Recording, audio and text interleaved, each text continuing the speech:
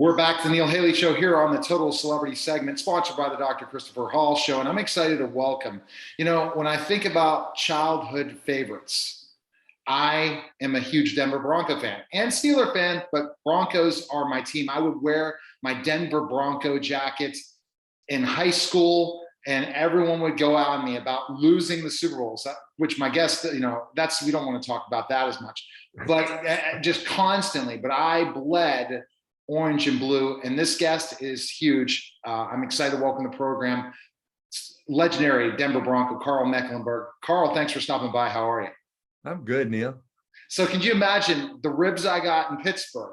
The Steelers weren't very good at that time, and I had my Denver Bronco jacket, wearing it to high school every day and hearing things from them. And then it would be great till the Super Bowl happened. So I at least said, hey, there's two teams, and this was the days when the Steelers weren't even going to the playoffs, when you were on your big run for Super Bowls. And sure. I heard it, that's for sure. But I stayed loyal.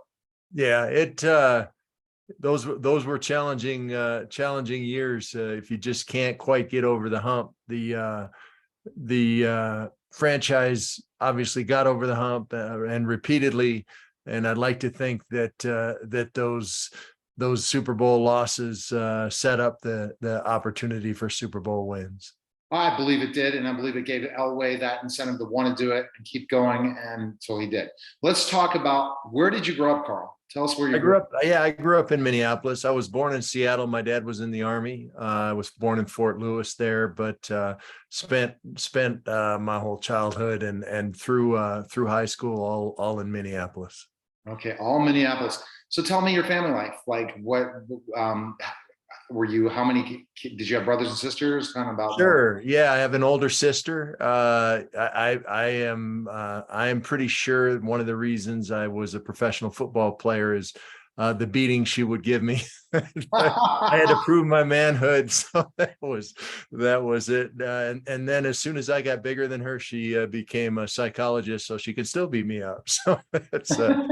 She was a big part of it, and actually she was a great athlete too. Very, very good swimmer, very good athlete, a softball player, and two younger brothers.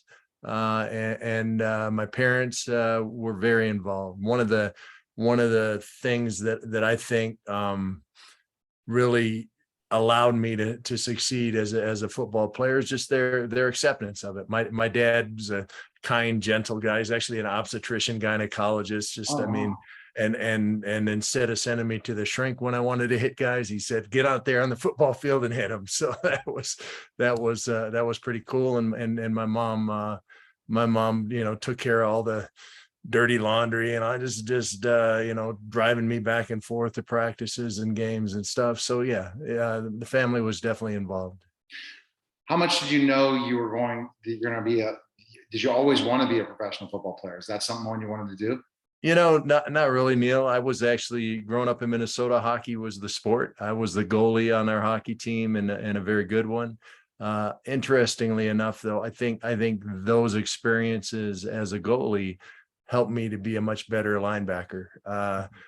The position of goalie is all about angles. It's about making sure you got the right angles and reacting very quickly, being decisive. And those are the two things I brought with me to the NFL, that when they switched me to linebacker, all of a sudden I was capable of it. When in college, when did you not know that you could be in the NHL? That's interesting. You talk about being a goalie. Did you think so your goal was to play in the NHL? When did you know that was not going to be it?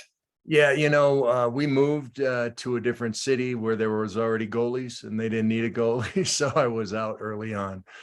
We moved to Edina, which is a suburb of Minneapolis, and great hockey city, unbelievable kind of system. So you came up through the system, and if you weren't part of that system, you really didn't fit in. Actually, I played JV football as a junior in high school. I didn't make the varsity team as a junior in high school. As a senior in high school, I was 6 feet tall and 200 pounds, not big enough to play major college football. But I was I was a tight end, a defensive end on our high school football team, was all state at both positions, but wasn't big enough to play major college football. So I went to Augustana College in Sioux Falls, South Dakota, a little Division II school, on a 1/3 scholarship, Oh my which goodness. I played for 2 years there, and they took it away. I remember the day I had led the team in sacks. I grew 3 inches and 40 pounds my first year at Oh college. wow. Things changed. I got good. My second year there, I led the team in sacks. I played every down on defense. I'm thinking they're going to give me the full scholarship like we talked about in my family's living room. I'm sitting down in the coach's office, and first thing out of his mouth was, "Karl, we know your dad's a doctor. He can afford this school. We're going to take away your scholarship, use it to bring someone else in." Wow. So I left Augustana. I walked on at the University of Minnesota. I was ineligible for a year, earned a scholarship, and as a junior at University of Minnesota, I led the Big Ten in sacks, tied with Andre Tippett. I was playing defensive tackle. As a senior Oh my gosh. at Minnesota, we were so bad nobody had to throw the ball against us, so I didn't get to rush the passer. But I did lead the team in tackles as a defensive tackle, and that's pretty unusual. So this is a kind of a really a Rudy type story in a way. A lot Underdog, of all the overcoming. different things. Yeah, You yeah, a know, lot of where- overcoming, and overcoming obstacles is the key to success for me. You gotta be able to overcome obstacles. That when I got to the NFL and saw guys coming into training camp who'd always been the best players on their team, you'd be amazed how many times those guys washed out. Because you're not going to be the best player on your team when you get to an NFL team as a rookie. Someone's going to whip up on you, and you better know how to bounce back from that. I mean, for me, it was here we go again, right? It was not a surprise that I got knocked down, but I picked myself up, figured out how to fix that mistake, that challenge, and fought through it. I cannot believe you're telling me that. That's such an amazing thing to think about, specifically that you played Division II, didn't get a full ride, literally grew, because if you were 6'3", you would have been the right numbers, right, to get recruited by a Division I school. It's always about size in certain aspects. Go through it, do really well. They tell you no, and you walk on. So talk about walking on, the story of walking on a team, how that feels, like how you're like, this is kind of like where you're ready for your number to be called, if it's even going to happen, the walk-on process. You have to go out. I mean, at that time, Neil, when you transfer between 4-year colleges, you were ineligible to play in games, so you got to sit out for a year. So I was a red shirt for that first year. I got there amazingly at the University of Minnesota at the time. Mike Shanahan was the offensive coordinator. Oh, wow, I didn't. Mike Martz worked in the film room. Tony Dungy was a graduate assistant, and Tony was actually in charge of the walk-ons of the Beaver team, basically the practice guys. So I worked with Tony for that whole year. My job was to be a live blocking dummy. I was supposed to imitate the guy from Iowa or Michigan State or whoever we're playing that week. If I want to eat with a team, I've got to sweep up the weight room or sweep up the locker room. That was part of my job. Yeah, I was going to be the best football player that ever played the game. That was my desire. That was my passion. I was pushing and pushing and pushing every single day. When I made a decision, it was tied to that. And I really feel like if you understand where you're going, if you have that target, and you make decisions that are steps towards that target, you got a chance to accomplish great things. For me, making the team was the first step, and moving on from there to the NFL. I mean, I was the 310th pick of the draft, Neil. No one expected me to make it in the NFL. So it's the same story and everything. It's basically a story of overcoming adversity, meaning Sure. The challenges. Think about you're there, you're the tackling dummy, yet then you end up becoming one of the best in the Big Ten. I mean, how does that happen? Is it a lot, even with work ethic and stuff like that? It was interesting. I talked to Anthony Griggs and how Anthony Griggs' story ended up playing in the NFL. He's from Pittsburgh, and I'm friends with him. And literally, he told me the story. That it's the process. That it's kind of a story like yours, where literally he was. And I didn't think he could play at a Division I school. And the work, was it your work ethic, the time that you spent outside that made you better than everybody else? Because they were expected to be the better one? What would you say? Yeah, I think so. I think the best way I could describe it is a sports mentality. A sports mentality means you are honest and forgiving with yourself. You look at what happened that day, you evaluate what went on, you fix what went wrong, you repeat what went right, and you take a step forward. In the NFL, they film everything. They film every game. They film every practice. Under Mike Shanahan, they even film meetings. So theoretically, you can sit in a meeting watching film of yourself practicing, right? Oh, wow. Everything's on film. Everything's evaluated. And if you grade out 90%, you're an all pro. You're the best of the best. So they evaluate each play on technique and on assignment. So you're making mistakes, right? That's reality. You make mistakes, you do the wrong thing. So the question is, how do you react to that?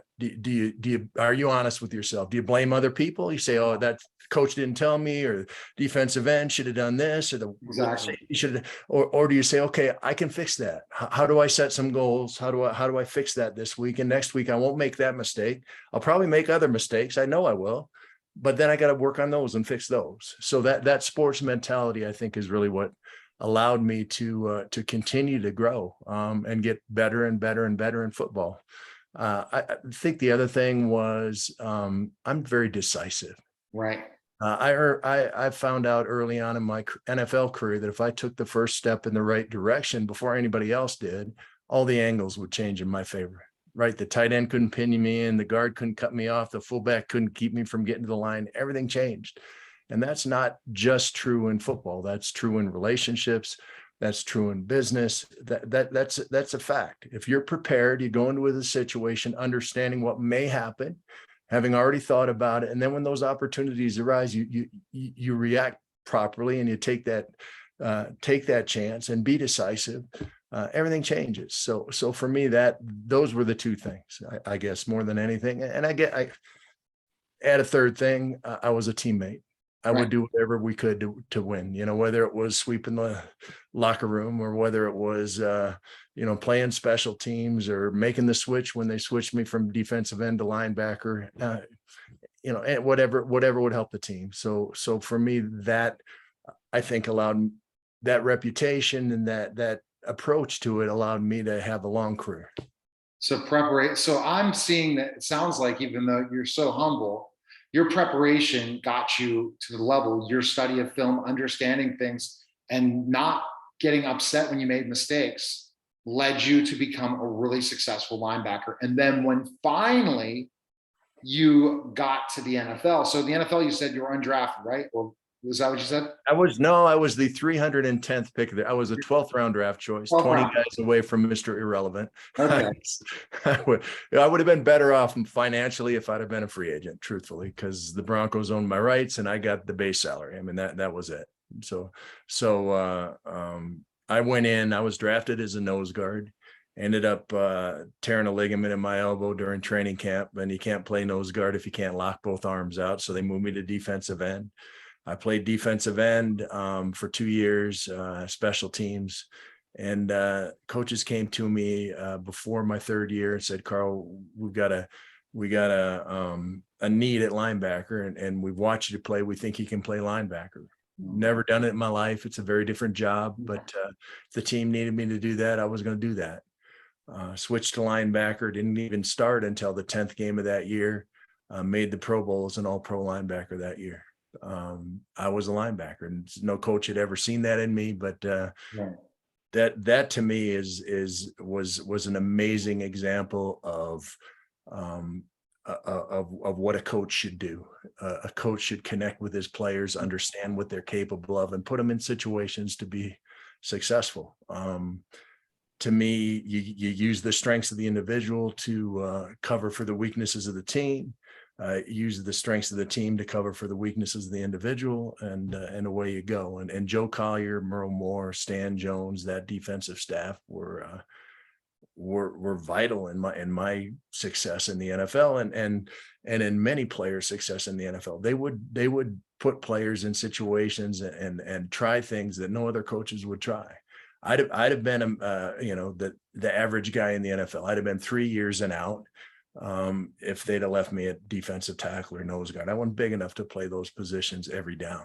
Now I could play those positions, but I couldn't take a full season of pounding at those positions. So linebacker, what made you a better linebacker than the other positions you played in football? Getting in. Well, I think having the opportunity to play linebacker, especially inside linebacker, what was such a blessing, because I could control things from where I was at. I understood the blocking patterns. I played defensive tackle before, so I'm lined up on the guard. So I understood the blocking patterns, but now I was free to the ball more often than not. We got defensive linemen eating up the blockers. I can take the angles that I learned as a goalie and make the play, at the line of scrimmage or behind the line of scrimmage. And it was just the right spot for me. That decisiveness piece is huge at linebacker. If you can take the first step, you got it licked at linebacker. I run a 4.9 40. I'm not fast enough to play in the NFL, but that first step is the difference. If I had to run 40 yards, we were in big trouble anyway, right? But that first step allowed me to make all kinds of plays. And what would you say having the right coaches around you with the Broncos for your success of being 6-time Pro Bowler, right? Is that correct? Yeah. Huge. I mean, it got to the point under Joe Collier that they were putting me where they thought the ball was going to go at the point of attack. So I played all 7 defensive front positions. There were games I played all 7 in one game. They'd move me where they thought the ball was going to be. They'd move me when they thought there was a mismatch with an offensive lineman. If they had a tendency to run to the right side all the time, I'd be on the right side. If they had a tendency to run to the strong side all the time, I'd be on the strong side. And there's no place you'd rather be as a defensive player than at the point of attack. So, my versatility and their ability and their vision of saying, you know what, we can make it really challenging for the offenses to prepare for us by moving somebody around. I mean, you look at what happens now when there's say an obvious offensive passing situation. Mm-hmm. So then the defense substitutes a bunch of guys, and that makes the offense know exactly what kind of defense they're going to be in, right? Because they're substituting. Now I could play outside linebacker, I could play inside linebacker, I could be the defensive end in a pass rush, and I was in our nickel defense my whole career. I was a right defensive end. So they didn't know what defense we were going to be in ultimately. So they couldn't judge what play to call based on what defense we were in because of the foresight of Joe Collier and that defensive team and their ability to say, let's try this. Let's see how this works. Obviously, I was a beneficiary of that. Exactly. And your teammates, I'm sure you have a lot of good friends that you developed being a Bronco, right? Sure do. Lots of guys that went through it with me. Dennis Smith, our strong safety at the time, great player, a guy that Joe trusted to cover slot receivers man to man. I mean, an unbelievable athlete, a guy that was in charge of the back 4. I was in charge of the front 7, and a great man, a guy that I'm still got a great relationship with. Jim Ryan, Greg Cragen, Simon Fletcher. I mean, the list goes on and on and on. Guys that I'm close to, guys that allowed me to play the way I was able to play. I mean, one of the challenges with moving a player around is that everybody has to know 2 positions. I mean, we had to have a smart team with guys that were able to make those adjustments and move around based on what Joe was trying to do with me. So a bunch of bright guys that loved the game of football and won a bunch of games. That's tremendous. How was it watching John Elway play? I know you're on the sidelines when you're seeing John. Sure. Yeah. I mean. Yeah, John was amazing. Dan Reeves was our coach for 9 of the 12 years I played. And Dan was an old, 3 yards in a cloud of dust kind of guy. If Tom Landry didn't do it, we didn't do it. Right. And so he had some shackles on John until it was 2 minutes, right? 2 minutes, John's calling the plays on the field. it was away we go. As a defensive player, you can take chances that other teams couldn't take. even if you got behind a little bit, if it was close at the end of the game, we were going to win that game. Exactly. Elway was unbelievable that way, and obviously the whole offense had to buy in and be a part of that. But John was tremendous, especially in the 2-minute drill, especially when he's scrambling around.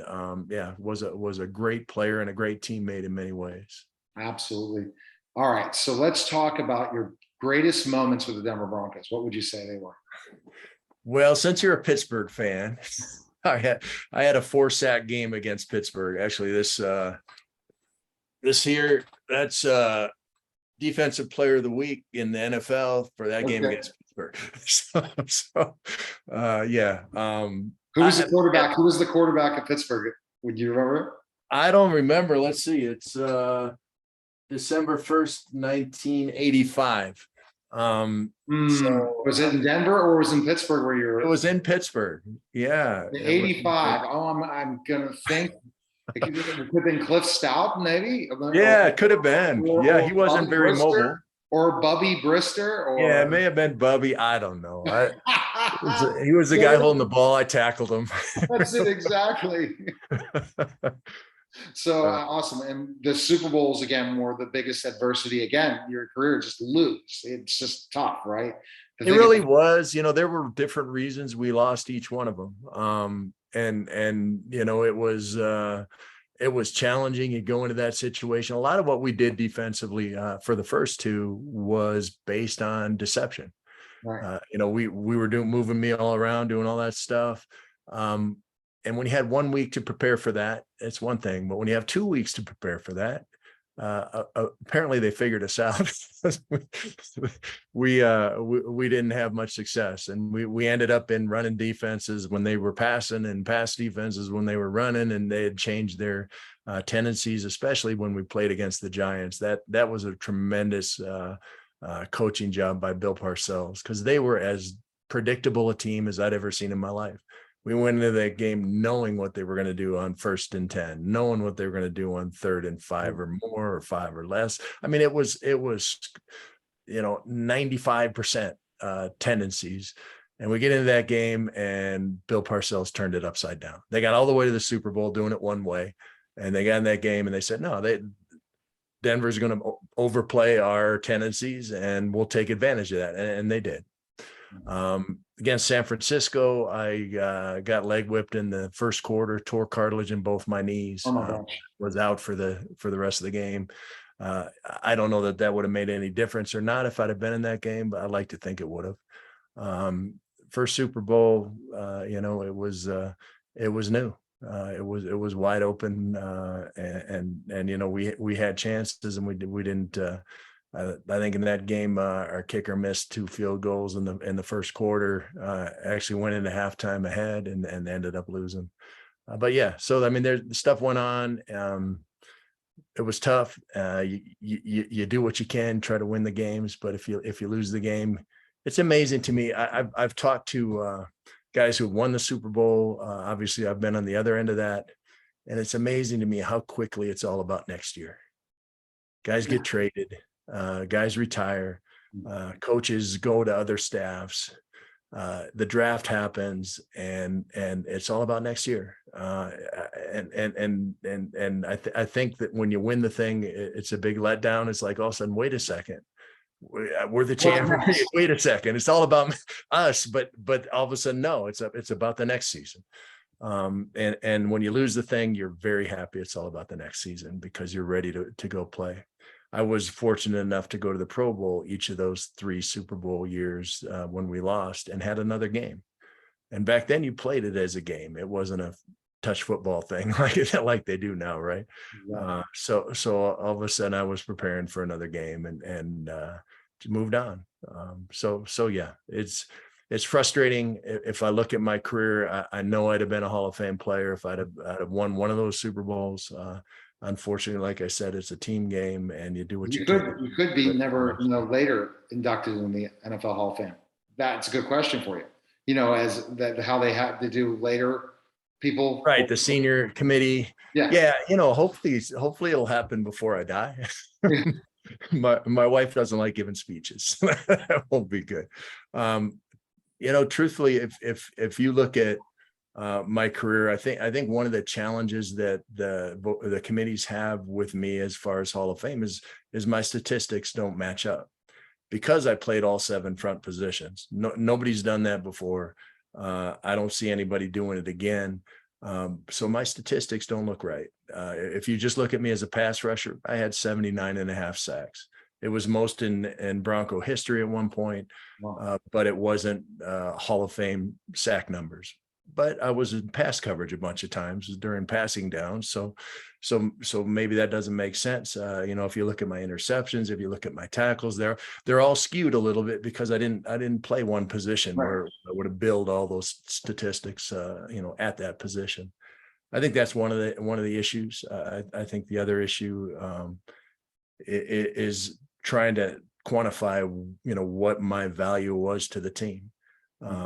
If you look at the Super Bowl years, 86, 87, 89, in 88 was the only season I missed games. I missed 7 games in 1988. We ended up 8-8 that year. Mm-hmm. If you look at the points against average per game, when I played and when I didn't play, and when I didn't play, I had when I did play, I had a cast on my hand most of the time. If you look at the points per average in those games, it was 9 points more that we gave up when I didn't play than when I did play. That's pretty significant, I think. So maybe I just need to have the right person cheering me on in front of those guys, but I think I belong, and maybe someday that'll happen. Exactly. All right. Life after football. Were you ready? Were you prepared for that? I am. That it was time for me. It was time to spend some more time with my family. My body was done. I've had 18 football related surgeries, 10 on my knees. I've been through it.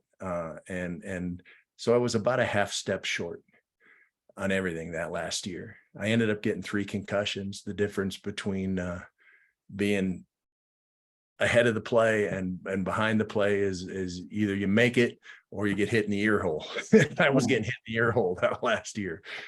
So it was time, and I knew it was time, and I retired. The owner and the coaches tried to talk me into coming back, but I couldn't play the way I was comfortable with playing at that point. So I retired, went fishing for a while, spent a lot of time with my family. It was good. Now I'm a professional speaker. For the last 16 years.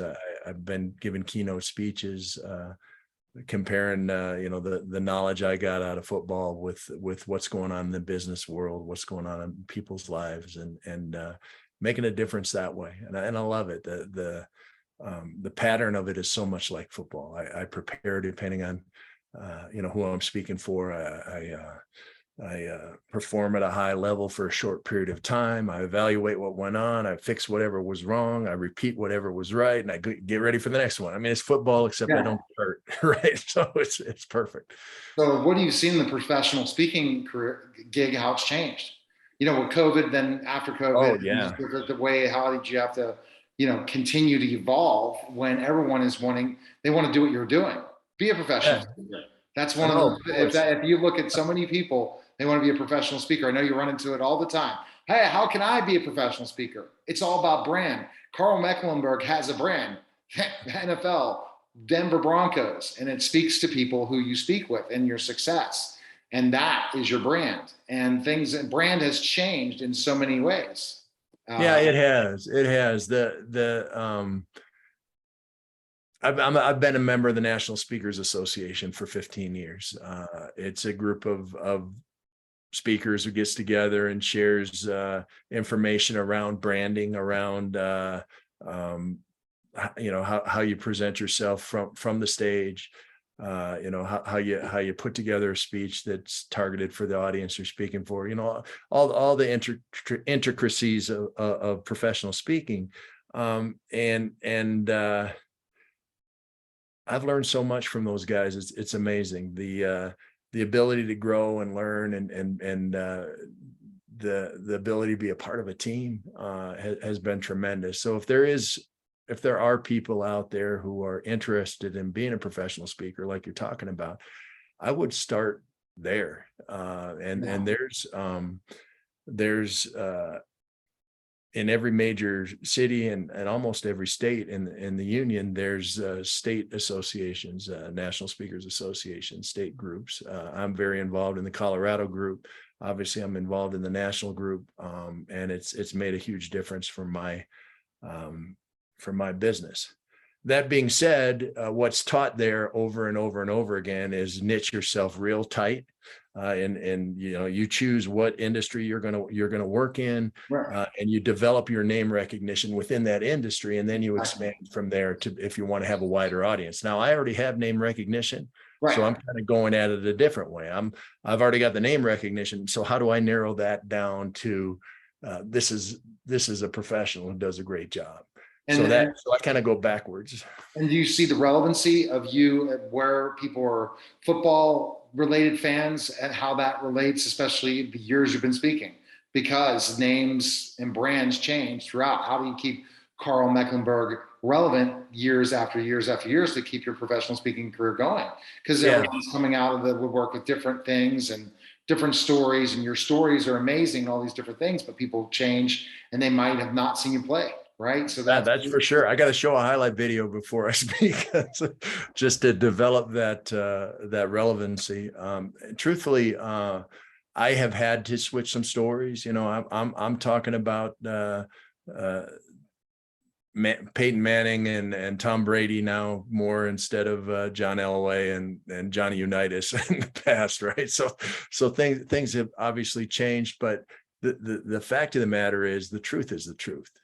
I talk about teamwork, courage, dedication, desire, honesty and forgiveness, goal setting, universal, unchanging keys to success that applied for grandparents if they wanted to be successful, and will apply for your grandchildren if they want to be successful.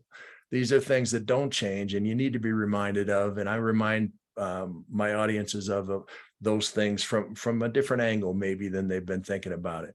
I feel like I go into these situations and everyone in the audience can watch a sporting event and say, you know what, that team is playing like a team. That's not what a team is. They're not playing like a team. So they know what a team is, but they don't see that in their own lives. They don't see their family as a team. They don't see their business as a team. They don't see their community as a team. When I walk out of that room after I'm done speaking, I want them to realize they're a part of teams, and being a part of a team is a wonderful thing. You're going to be able to accomplish way more than you possibly could outside of a team as part of a team. So how do you tie into that team? And that's what I talk about. And you do follow up with these organizations you speak with to try to see if they're implementing some of your strategies? Yeah, of course. It's an interesting business because I've got an hour with them more often than not. I try to spend more time with the groups. I'll come in early and play in their golf event and hang out with them and go to meals with them, just so I can get to know them better, so I can speak their language and maybe answer some of their questions from the platform. But yeah, the follow-up has got to be there, and the ROI has been there in the past and will continue to be there because I take it seriously. And when I get up there and I talk about these things, everybody, I can't. You're an adult, right? Everybody I'm speaking to more often than not is an adult. They know these things. Yeah, but they don't follow them. These aren't surprises to them, but I've got to remind them of the value there and how it's going to make a difference in their life. So that's my job. All right, Karl, best place we can find information on you, people want to book you and stuff. Go to karlmecklenburg.com. You can misspell it a couple of different ways. Hopefully you can put it up on your go in there, Google that, karlmecklenburg.com, and it'll pop up there. There's video there. Obviously my contact information is there. There's a lot of client feedback there. I'd love to hear from folks. All right. Thanks again, Karl. Appreciate it. It was great. I could have 1,000 questions with you. Definitely have to have you back on again. And I'd like to talk about more the speaking thing, because I have an idea for you if you've not thought about it. The way to expand your business, teach other people to speak, because you really, that is becoming a gigantic business. You have the brand name. Never know later when you don't want to travel as much, there's so much more to do. So something to think about. I appreciate it, Neil. All right. Thank You're you. listening. All right. You're welcome. You're listening and watching the Neil Haley Show. And we'll be back in just a moment.